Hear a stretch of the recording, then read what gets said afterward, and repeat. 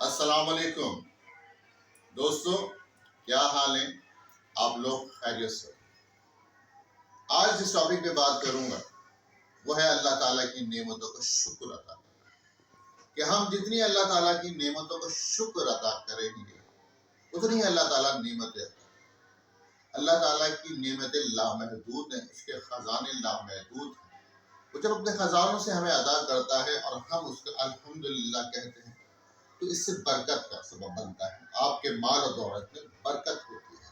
ہر معاملے میں اللہ تعالیٰ کا الحمدللہ کہنا چاہیے۔ الحمدللہ کہنا کوئی مشکل کام نہیں، جو نعمتیں، وہ جو چھوٹی چھوٹی نعمتیں، چھوٹے چھوٹے کام جو کرتے ہیں، جو آرام سے ہو جاتے ہیں، اس پر جتنا ہم الحمدللہ کہیں گے، شکر ادا کریں گے، اتنی ہی ہمارے کاموں میں آسانیاں پیدا ہوں گی اور اضافہ ہوگا۔ آپ کسی کو معاف کر دیں، اس پر بھی الحمدللہ کریں، وہ اس لیے کریں کہ آپ کسی کا دل دکھانے والوں میں سے نہیں ہیں، کسی پر ظلم کرنے والوں میں سے نہیں۔